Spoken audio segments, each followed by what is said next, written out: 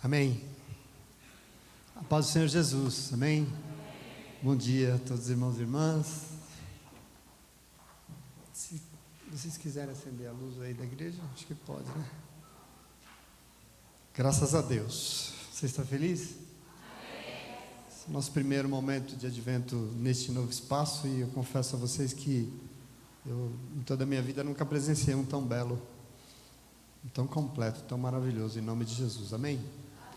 Mas da parte da perfeição do nosso Deus, Ele tem mais algo para o nosso coração, mais uma meditação, mais um momento de reflexão, e eu convido você a ler comigo o Evangelho de Mateus, no capítulo 1, nós vamos ler hoje, Mateus 1, e nós vamos ler a partir do verso 18, do 18 ao 25, momento precioso,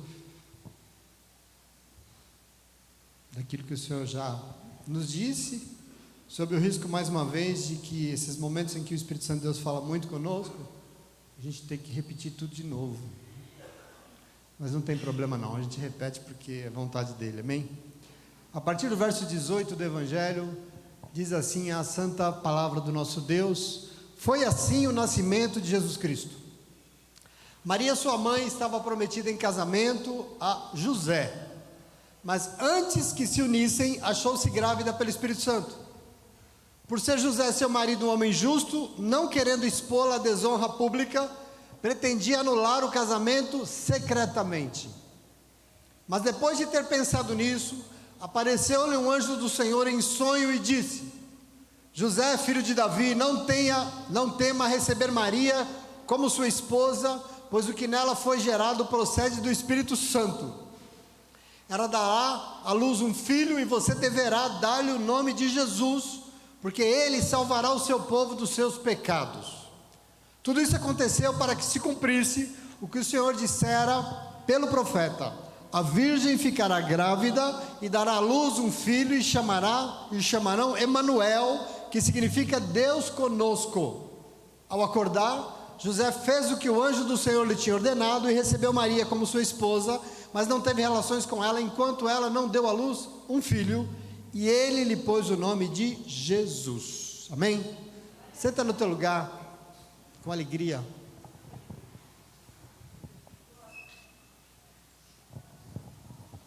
Está calor. Esquentou aqui hoje. Mas chegou finalmente o nosso primeiro culto de advento. Só para você entender, uma série de 4 celebrações de um período chamado Advento, né? São 4 cultos que vão combinar com o nosso culto de Natal.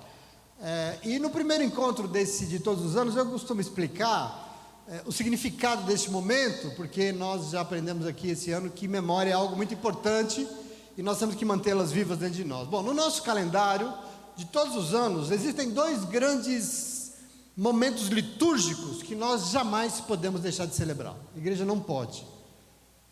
Anda muito comum na igreja evangélica a gente, desprezar isso. Mas são memórias fundamentais da nossa vida diante de Deus. Por exemplo, uma delas é a Páscoa. E a Páscoa é um momento em que nós celebramos a ressurreição, a vitória da vida sobre a morte. E o outro é o Natal, que é o nascimento do nosso Salvador. Toda a nossa vida gira em torno disso. A vida que Deus tem e quer nos dar, tudo gira em torno disso. Essa é a essência do que nós fazemos aqui. Antes de celebrarmos a Páscoa, a gente faz isso em abril. Antes de celebrarmos a Páscoa, tem um período que antecede a nossa celebração, chamado Quaresma, certo? Pois é, antes de celebrarmos o Natal, também tem um período que antecede, que é chamado de Advento. Você precisa entender isso. Nós estamos desprezando isso muito, não pode. O que é Advento? Bom, Advento é o anúncio de que algo está por vir em nossa vida. É o anúncio de que tem algo vindo. Segundo o dicionário, a palavra Advento significa um aparecimento. É a chegada de alguém. Advento é o início, é algo que começa, é algo que será instituído a partir de então. Esse é o significado de Advento. Portanto, hoje, nós estamos iniciando aqui e estamos anunciando um período em que nós sabemos e celebramos que alguém está chegando em nossa vida, que está chegando alguém, e essa chegada vai dar início a um novo momento para nós. Algo novo vai começar na história da sua vida, meu irmão, vai começar na história da sua vida, minha irmã, e eu não sei se você crê nisso. Um novo tempo de Deus está sendo inaugurado na tua vida. E eu quero que você entenda isso, porque isso é importante ser celebrado. Assim nós cremos. Nós renovamos a nossa esperança para preparar mais uma vez o nosso Natal. Ano passado, eu não sei quem estava conosco, nós celebramos o nosso advento, e eu não sei também se você percebeu, mas durante esse ano, um novo tempo se iniciou na nossa história, sim ou não? Deus já tinha sonhado isso muito antes de nós pensarmos, mas o advento é esse anúncio dessa esperança. Advento é isso, um período de esperança, um período que o nosso coração se enche, porque nós ficamos grávidas de que algo novo vai chegar.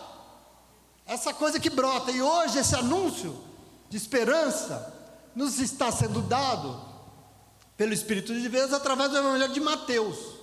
Aliás, é o início do Novo Testamento, é a primeira página do Novo Testamento, é o primeiro capítulo de Mateus, em que ele narra como é que se deu o primeiro anúncio, como é que se deu o primeiro advento da nossa história. Foi isso que os nossos queridos, amados aqui e amadas celebraram já hoje com você de uma maneira tão bonita. Normalmente, esse anúncio a gente faz no Evangelho de Lucas, né? Ano passado foi, porque no Evangelho de Lucas é mais cheio de detalhes, e o centro no Evangelho de Lucas é Maria, essa menina maravilhosa que recebeu a visita do anjo Gabriel, anunciando que ela ficaria grávida do Salvador do mundo. Geralmente é assim. Nesse ano, eu acho que o Espírito Santo de Deus resolveu nos desafiar, e resolveu dar uma chacoalhada maior na nossa vida, sim. Por isso o advento, nas letras, através das letras de Mateus, ele decidiu anunciar o que está por vir através da figura de um homem, através de José, o pai afetivo de Jesus. E eu quero chamar a tua atenção para isso. Possivelmente porque Mateus, só para você entender um pouco os evangelhos, eles foram escritos em lugares diferentes, para comunidades diferentes dentro de Israel, ou às vezes nos limites de Israel, mas Mateus escreveu o seu evangelho para uma comunidade formada de judeus que se converteram a Jesus Cristo, mas que guardou ainda em si fortes traços do judaísmo. A comunidade de Mateus é assim, o que está ali narrado privilegiava muito essas ideias do judaísmo, e para um judeu, você sabe que o testemunho de uma mulher não tinha muito valor, por isso Mateus não começa com Maria, ele começa testemunhando através de um homem, que para os judeus isso era mais forte. Essa é a razão, mas é uma narrativa para esclarecer o que de fato aconteceu naquele momento. Por isso o texto começa dizendo o quê? Foi assim o nascimento de Jesus Cristo. Ele está sendo enfático, ele quer esclarecer exatamente o que aconteceu, exatamente como se deu o primeiro advento. E ele diz, Maria, que era mãe, já havia recebido o anúncio do anjo Gabriel, como você viu aqui, e ela é uma menina comum, de uma vila da Galileia, uma vila minúscula da Galileia, 100 moradores no máximo, era isso, não era nenhuma cidade. E como todas as pessoas nessa condição eram pessoas pobres, e quando chegou a puberdade, essa menina ia ser dada em casamento a um homem. Isso era um contrato entre famílias, as famílias já combinavam, e no caso de Maria, ela foi dada em casamento a José, um jovem que no grego, a palavra para descrever ele é um tecton. Tecton é alguém que trabalha com as mãos. Ele era um jovem carpinteiro, e como todos da região, também pobre, que morava ali também. Normalmente, só para você entender aqui o que está acontecendo, os contratos de casamento eram feitos pelas famílias muito cedo, quando os jovens ainda eram crianças, as famílias combinavam. Mas quando chegasse o momento do casamento, existia um período semelhante ao que você conhece como noivado. Um período, alguns dizem não é certo, que era de um ano, que é o que a gente entende como noivado, e o casal já era considerado casado, já tinha sido acertado, mas ainda não tinha sido consumado o casamento. O casamento ainda não tinha sido se dado, porque precisava, por exemplo, que a família do noivo preparasse o dote, que a casa nova fosse preparada, que a festa da celebração da cerimônia do casamento fosse preparada, enfim, um período antes da cerimônia de casamento, que é quando finalmente o matrimônio seria consumado e os noivos iriam morar juntos. Por isso no original do grego aqui de Mateus que nós lemos diz, antes deles viverem juntos. Veja, foi exatamente nesse período em que o casal ainda não tinha consumado o casamento que um anjo chega na vida de Maria e anuncia que ela ficaria grávida. Por isso na narrativa de Lucas, a gente sempre lá vira e fala assim, como assim grávida? Eu nunca tive relações com homem nenhum, eu não pretendo antes do meu casamento, portanto isso é impossível, isso não vai acontecer, isso não dá. Mas aí, você conhece a história, hoje foi celebrada aqui, o anjo precisa explicar que não seria uma gravidez normal. Por isso o anjo diz o quê? descerá sobre ti o Espírito Santo, e o poder do Altíssimo te envolverá com sua sombra. Por isso também o que há de nascer de ti é santo, e será chamado Filho de Deus, Filho do Altíssimo. Esse é o anúncio, quer dizer, seria uma gravidez que a gente diria muito diferente, porque Maria, uma simples jovem, conceberia de uma forma tudo menos normal, de uma forma sobrenatural. Por quê? Porque o que estava por vir seria tudo menos normal. O que estava por vir seria santo e seria chamado Filho de Deus. Veja isso que maravilhoso, o Messias. E a pergunta é: como é que isso é possível? Uma mulher, como? E aí você precisa entender por quê? Porque o que estava por vir era isso. Mas como é que uma criança nasce? Bom, primeiro precisa de um casal. Precisa de um homem e de uma mulher que se unem, e a cada um deles fornece uma porção da sua constituição genética, de forma que essa criança será formada com uma mistura dos dois. Vai ser uma parte pelas características da mãe e uma outra parte formada pelas características do pai, sim ou não? Você não respondeu porque até hoje você pensou que era cegonha, né? Não. Presta atenção aqui. Com Jesus, a mesma coisa. Por quê? Porque Jesus era humano, devido ao quê? A sua mãe Maria. Mas Jesus também era Deus. Por quê? Porque o seu pai biológico era o Espírito Santo de Deus, e assim nasceu o nosso Salvador, perfeitamente humano, perfeitamente Deus. Percebe que Jesus é a junção das duas coisas? Olha como isso é maravilhoso, olha como esse plano é sensacional. Mas veja, o momento é muito delicado. Nós temos que entender o momento envolvido aqui. Afinal, essa menina, ainda virgem, ficaria grávida antes de consumar o seu matrimônio. Em outras palavras, para a sociedade da época, ela seria acusada de adultério. Ela engravidou de outra pessoa que não o seu marido. E aí a lei dizia o quê? Segundo a lei, ela teria que ser apedrejada até a morte, mesmo que estivesse grávida. Essa era a condenação da lei de Moisés, que está em Levítico.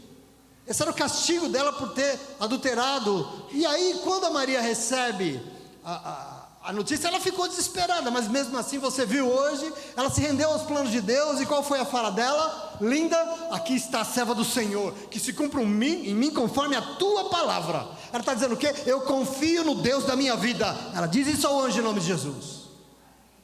Faça-se comigo conforme o Senhor está planejando. Bom, a mãe já havia se rendido a esse plano divino desafiador. Mas e o quase marido? Mas e o homem? Bom, o texto diz que Mateus diz que ele ficou sabendo, e ele viu todo o seu mundo desmoronar. Hoje foi encenado isso de uma forma muito perfeita. A cabeça de José, você viu aqui, devia estar vivendo algo muito louco. Quando ele pergunta, ela está grávida, e agora, meu Deus? O que vai acontecer comigo? Tudo isso que vai se passar, você viu a nossa encenação aqui, que maravilhoso.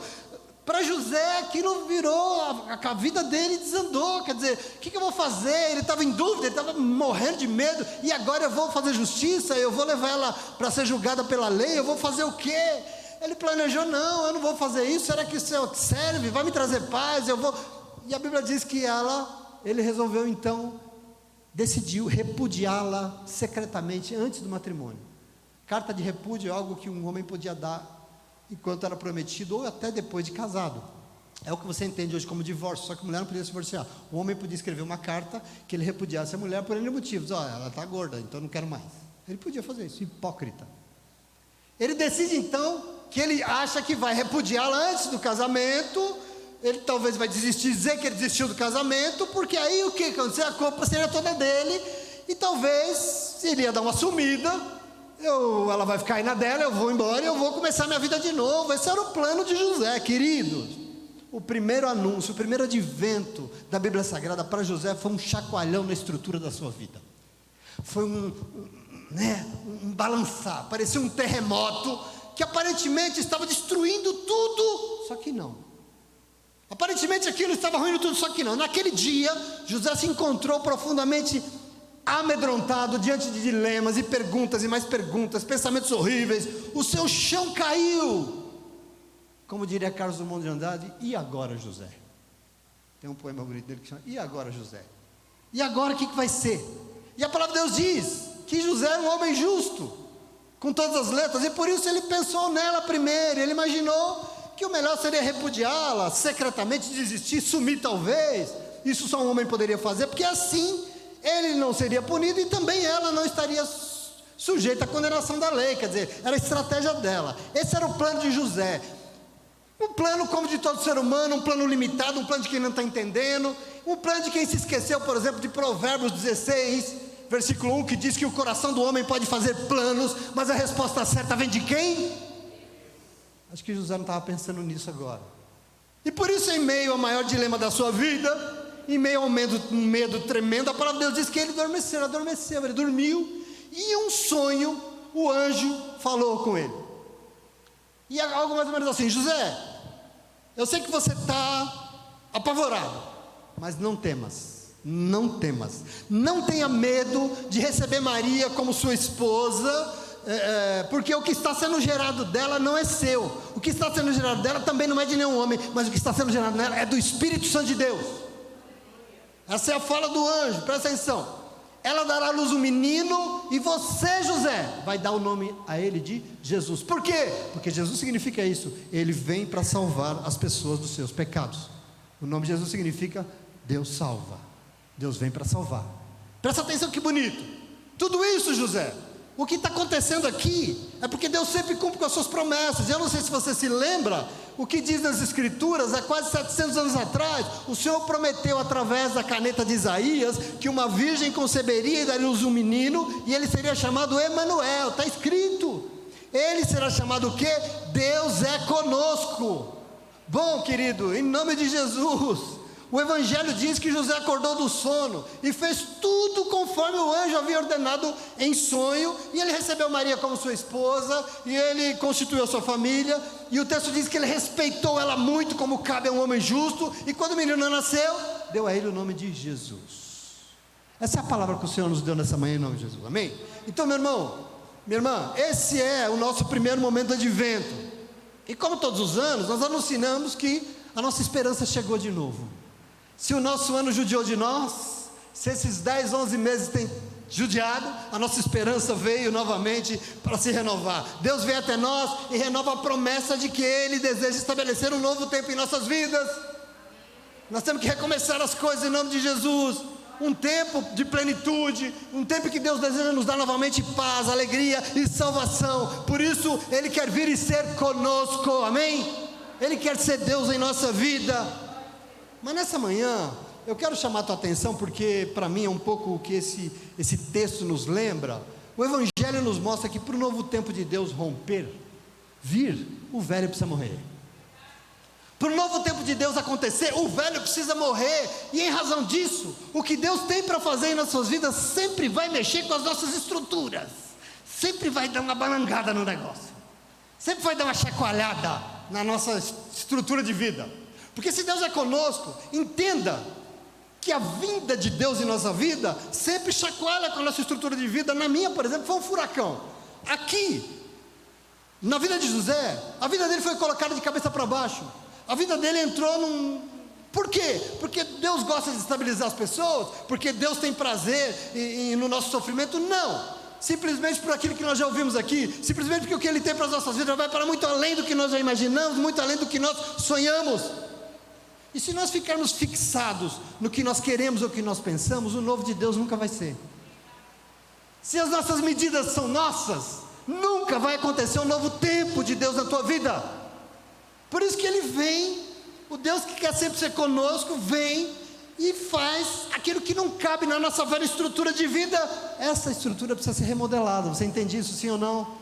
Eu estou falando do Evangelho com você hoje, é a palavra de Deus. Algumas vezes em nossa vida, eu não sei se com você é, mas Deus permite que algumas coisas aconteçam, e para nós, pelo menos na aparência, parece uma grande humilhação, parece que nós estamos sendo envergonhados, até parece que nós estamos sendo derrotados, e com isso o desespero faz com que a gente faça o que José fez, resolva nos precipitar e querer fugir. Mas eu queria dizer para você, em nome de Jesus, saiba que o que parece ser uma derrota humilhante, o que parece ser o fim de tudo, para quem confia e espera no Deus que quer ser conosco, tudo na verdade faz parte de um plano extraordinário, de um Deus que quer fazer novas todas as coisas em nossa vida. Fique atento, não perca a oportunidade. E esse texto me leva a isso. Não se desespere antes de ver o final. Não fuja antes de contemplar a vontade de Deus sendo concretizada na tua vida. Foi dito para Maria que hoje, não fuja Maria, calma. Deus tem coisas grandes para fazer. A Bíblia diz em Romanos 8, verso 8, que você precisa confiar que todas as coisas cooperam para o bem daqueles e daquelas que amam a Deus, sim ou não? Vou repetir, você precisa confiar que todas as coisas cooperam para o bem daqueles e daquelas que amam a Deus e que são chamados para se envolver nos propósitos de Deus. Nós somos chamados para nos envolver nos propósitos dele. Se nós nos envolvemos, tudo, o bem, o ruim, o que for, vai colaborar para o nosso bem em nome de Jesus, amém? Isso é muito importante, querido. Se Deus tem um propósito na sua vida, entenda uma coisa, Ele virá, confia nisso, Ele virá, porque Ele quer ser contigo. Se Deus tem um propósito, Ele quer ser contigo, Ele quer participar desse propósito na tua vida. Não é só você, não é só que Deus quis, não, Ele quer participar, Ele quer vir e vai dar uma chacoalhada, não tem jeito. Por isso que hoje nós lemos aqui, para abrir esse culto, Isaías 55, no verso 8, uma coisa linda, que diz que os caminhos e os pensamentos de Deus são muito maiores que os nossos. E como são maiores, os planos de Deus não cabem na nossa velha estrutura de vida, eles são maiores. O que Deus quer fazer em você não cabe no que você pensa, porque eles são maiores. Eu quero que você tome posse disso. E por isso, se nós anunciamos a vida do Salvador, nós temos que saber que Ele virá, mas a estrutura da nossa vida vai dar uma chacoalhada. Eu quero que você tome posse disso em nome de Jesus. Isso é muito importante. O anjo de Deus trouxe uma palavra. O que ele disse para José? José, não temas, pois o que nela foi gerado é do Espírito Santo. E eu acho isso aqui precioso. Por quê? Porque você nunca tem que temer mesmo. Principalmente você tem que confiar. Deus é contigo, meu irmão, minha irmã. Não temas. A história da tua vida pertence ao Senhor.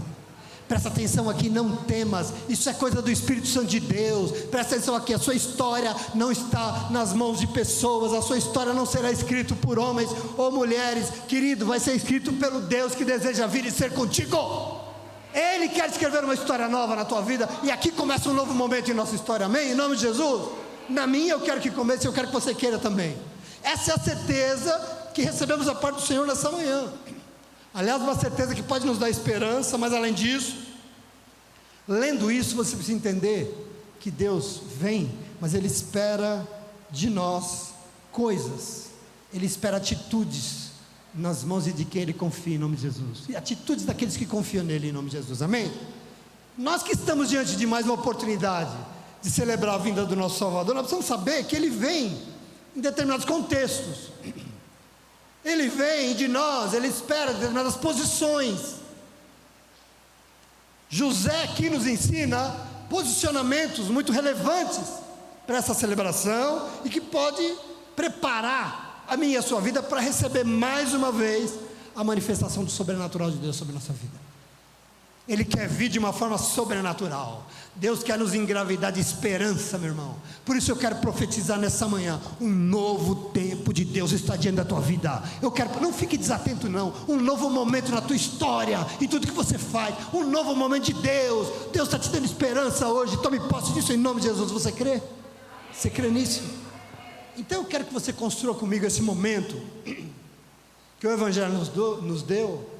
E eu quero dizer 3 coisinhas para você hoje, muito rápidas, porque para sermos participantes dessa boa nova sobrenatural que Deus quer fazer, nós precisamos, em primeiro lugar, presta atenção aqui, estar prontos para sacrificar o nosso orgulho egocêntrico e assim sermos instrumentos de Deus aqui na terra.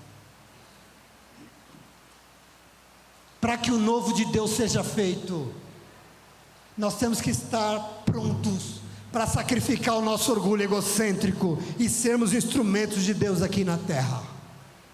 Nós temos que estar preparados, querido, presta atenção, observe bem o testemunho de hoje, através da vida de José, porque quando ele soube que a sua noiva estava grávida, não era dele, o que aconteceu? Ficou desesperado, sim ou não? O desespero tomou conta. José era um homem correto, José era um homem íntegro, tentava fazer tudo certo. O texto deixa claro aqui que ele era um homem respeitoso, maravilhoso, temente a Deus. E veja, no meio da sua tempestade, no meio do medo, da sua agonia, chega o Senhor em um sonho e anuncia a ele o que estava acontecendo na vida dele. Anuncia que aquela tormenta não era para o seu mal, e revela qual era o plano que José estava sendo convidado para participar. Observa isso que maravilhoso. José estava sendo convidado para ser um instrumento de Deus aqui na terra, para dar uma possibilidade de salvação para todos e todas, amém? Entretanto, para isso se consumar, era necessário o quê? Presta atenção aqui, submeter o seu orgulho aos planos de Deus. O que precisava acontecer? Submeter o seu orgulho aos planos de Deus. Isso é importante, porque como homem, o orgulho dele estava ferido, sim ou não? Descobriu que a sua noiva estava grávida. Como homem, como pessoa, os seus sonhos pareciam destruídos. Entretanto, aquilo que Deus estava fazendo não era para destruir nada, não era para acabar, não era para ferir ninguém, não. José precisava fazer a sua parte, e a parte dele era se render aos planos de Deus, ao que Deus queria fazer, que ele submetesse o seu orgulho ao plano soberano de Deus. Quantas pessoas relutam e não querem fazer isso? Querido, eu quero que você receba uma coisa nessa manhã, presta atenção. Não dá para servir a Deus e servir a nós mesmos. Presta atenção aqui, eu quero que a sua vida e nela se instaure um novo tempo maravilhoso da parte de Deus a partir de hoje. Mas para isso não dá para servir a Deus e servir a nós mesmos, não dá. Eu não sei se você entende José, ele teve que renunciar aos seus planos para que os de Deus se cumprissem. Você entende isso? Sim ou não? O jeito de Deus trabalhar não é assim. Presta atenção aqui, as pessoas estão na igreja atrás disso, mas isso não existe para Deus. Plano aqui só serve o dele. Em nome de Jesus, só tem o dele. Você aqui está nessa manhã diante de Deus, quer ser contigo, e diante dele não cabe uma atitude que a Bíblia chama de hipócrita, de alguém que orgulhosamente faz de conta que serve a Deus, mas na hora H só faz a sua própria vontade. Isso não cabe diante de Deus, isso não existe. Presta atenção, Ele é o Emanuel, Ele é o Deus conosco, Ele está batendo a nossa porta mais uma vez. Presta atenção, e para recebermos em primeiro lugar, aceitar, submeter a nossa vontade, o nosso orgulho, os nossos desejos aos planos de Deus, porque para Deus só serve o que Ele quer. E eu não sei se você sabe, a Bíblia diz que a vontade dele é boa, é perfeita e é agradável, e só dele, e só dele, e é por isso que nós temos que nos render a Ele em nome de Jesus, amém? Mas em segundo lugar, para sermos portadores dessa boa nova, desse sobrenatural de Deus, eu queria dizer para você, nós precisamos ser justos. Nós temos que ser justos, justas, porque o texto aqui do Evangelho, versículo 19, diz que dentre tantos atributos de José, ele era um homem justo. Ele era um homem justo, e por isso nós precisamos entender o que a Bíblia Sagrada chama de justo. O que é ser justo para Deus? Que a Bíblia diz que somente os justos verão a Deus.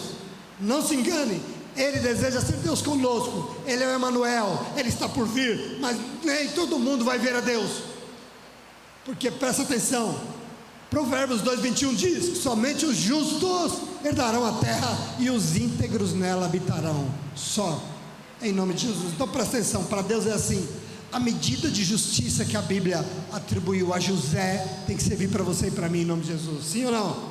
Nós precisamos entender, por que a Bíblia diz que José era um homem justo? Bom, ele era justo porque ele não quis fazer a sua vontade, ele não quis fazer por ele mesmo, ele não aceitou fazer com Maria o que ele estava pensando, ele não se rendeu a isso, mas ele ajustou a sua vontade com a vontade de Deus.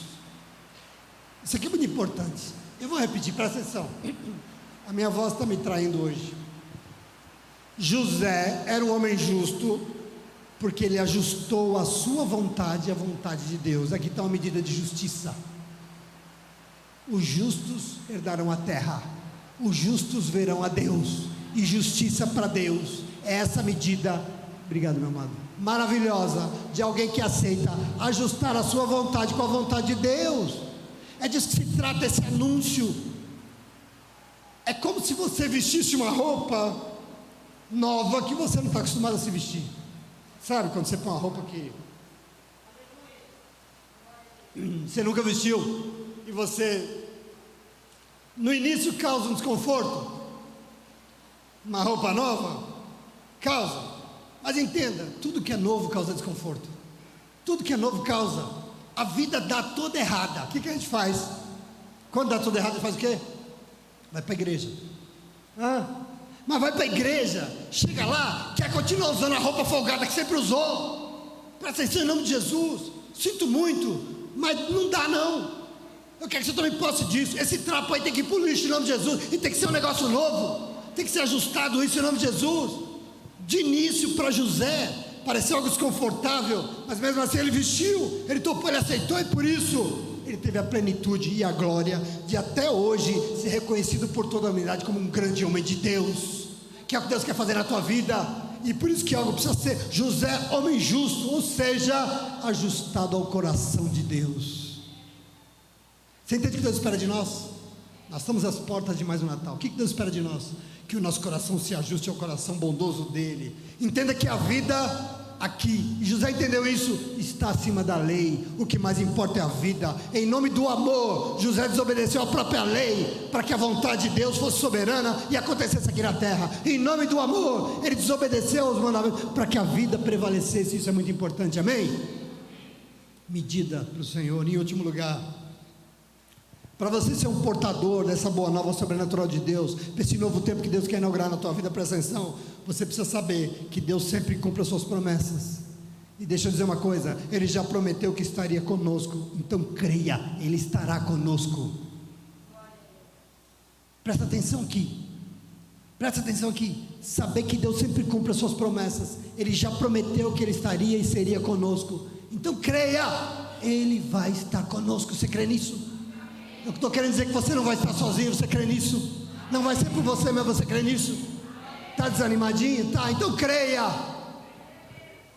O anjo chacoalha a memória de José no verso 22 e diz assim: tudo isso está acontecendo aí, José, porque Deus sempre cumpre as suas promessas. José, você se lembra que as escrituras dizem em Isaías 7, há quase 700 anos atrás, em 640, a virgem ficará grávida e dará à luz um filho e chamarão Emanuel, que significa Deus é conosco.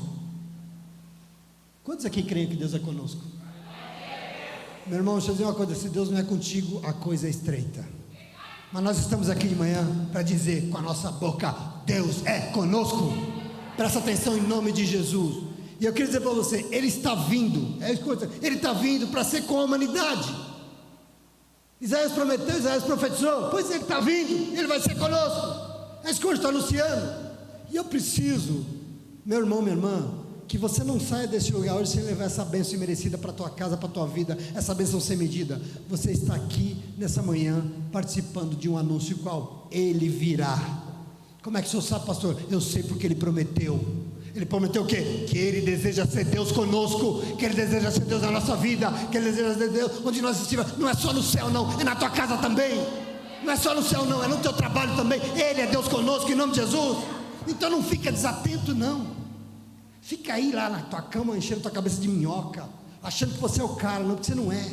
Achando que você sabe, que você não sabe. Calma.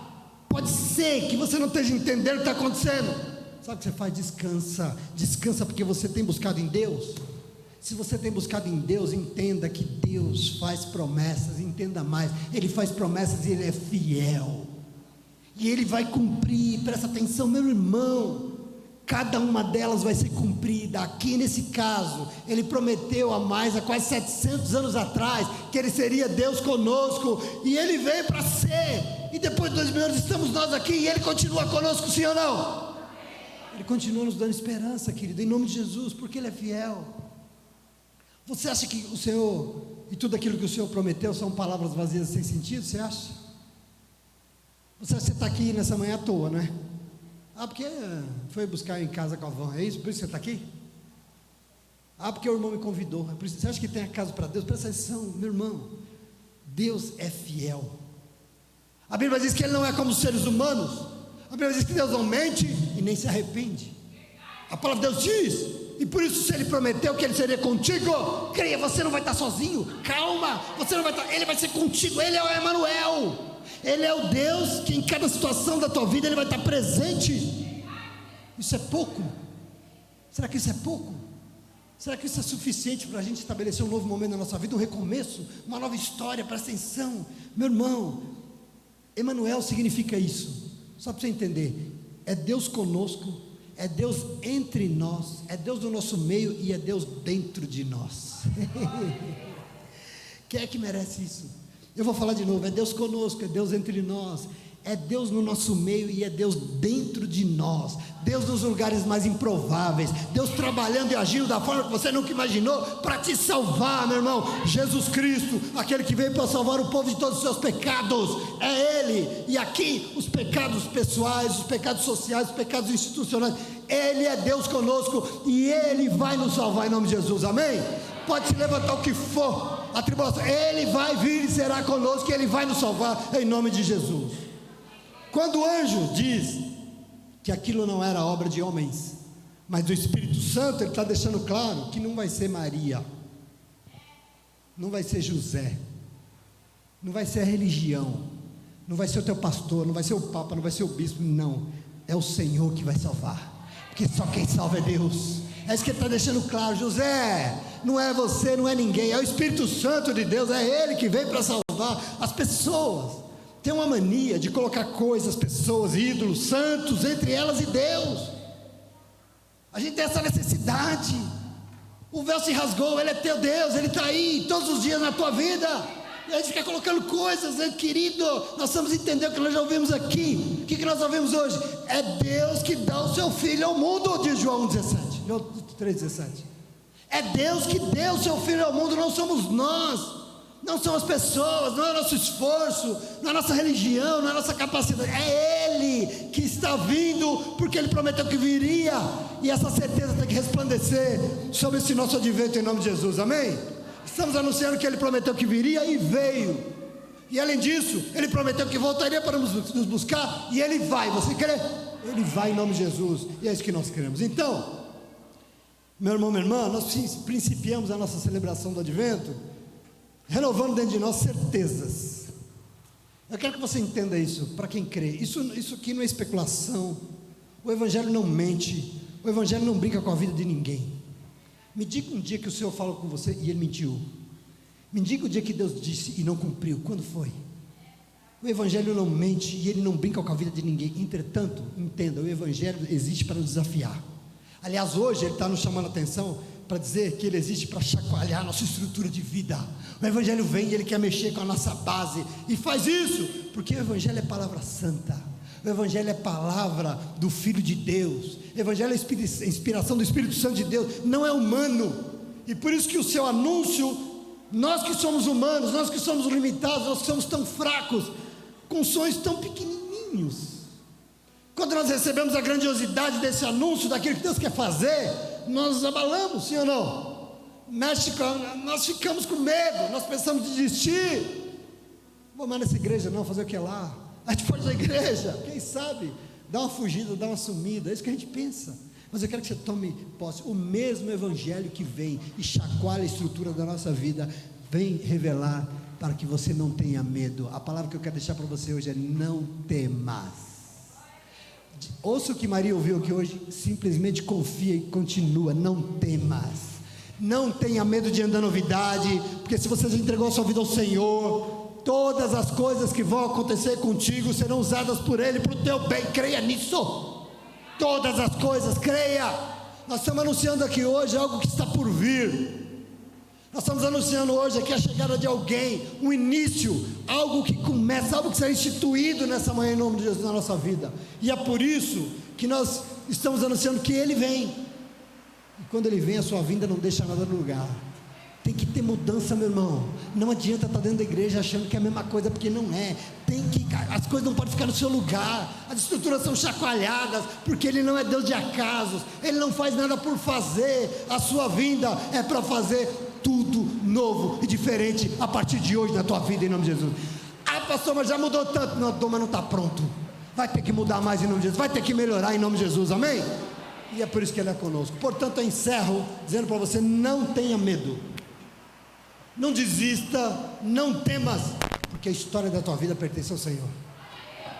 Olha para esse ano, quantos momentos não abalaram a nossa fé, e a gente teve medo, sim ou não? Quantos aqui teve medo diante de situações? Quantos? Levanta a mão. Situações amedrontadoras, sim ou não? mas a última palavra na tua vida é dada pelo teu Deus. Presta atenção em nome de Jesus. A sua história não está nas mãos de pessoas, a sua história não será escrita por homens, mas é pelo Deus que deseja vir e ser contigo. Ele é o Emanuel que virá, e quando vier, precisa encontrar posições que desejem que nós queremos fazer parte disso, entende? Nós queremos recebê-lo, nós queremos celebrar, nós queremos participar dessa boa nova sobrenatural que Ele quer fazer. Nós somos esse povo, porque o mundo continua precisando de salvação, as coisas continuam difíceis, e a gente precisa se posicionar. E assim, eu e você que aceitamos participar, nós precisamos estar prontos para sacrificar o nosso orgulho egocêntrico, para ser instrumento de Deus aqui na terra. Querido, se nós não sacrificamos os nossos planos para viver os planos de Deus, não tem nada de novo.